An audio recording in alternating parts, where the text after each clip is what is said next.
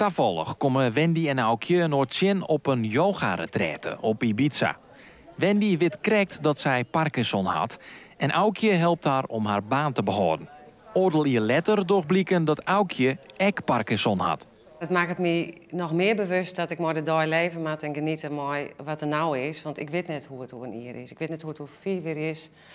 Maar wat we weten is dat het een ziekte is die progressief is. Maar hoe het eruit gaat, nee, ik heb geen idee. Nee. En dat wil ik eigenlijk ook niet weten. Nou ja, goed, hoe ik daarmee omga is toch proberen bij de dag te leven. En zo, daar heb ik op dat moment les van en daar deel ik mee. En maar net te vol vooruit zien. Parkinson komt ook heel tijd vaker voor bij jonge mensen. Beide vrouwen willen graag meer omdenken voor de ziekte. Hoe dat in Nederland een regel is voor mensen die net een vast contract hebben. Het UWV helpt die net, want je hebt nog werk.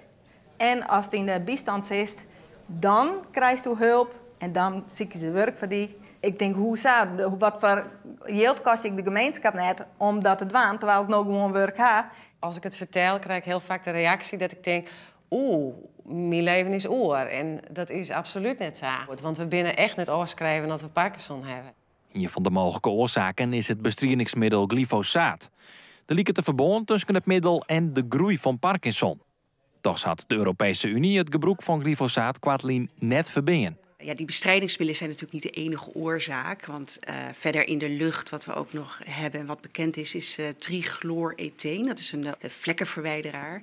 En er zijn waarschijnlijk nog veel meer andere oorzakelijke factoren hiervoor. En het is natuurlijk wel heel erg jammer dat de bewijslast dat niet bij de producent ligt, maar eigenlijk bij de gezondheidszorg.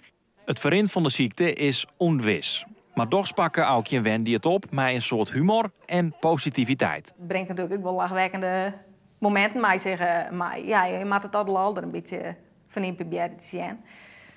Hoe zwaar dat ik is, maar dat is toch een beetje een manier om ermee om te gaan. Volgend jaar gaat onze oudste dag te trouwen. En toen zei mijn oudste dag direct, mama, je loopt altijd op zulke palen van hakken. Ik wil je ook op de dansvloer zien staan, op zulke palen volgend jaar. Dus daar streef ik naar.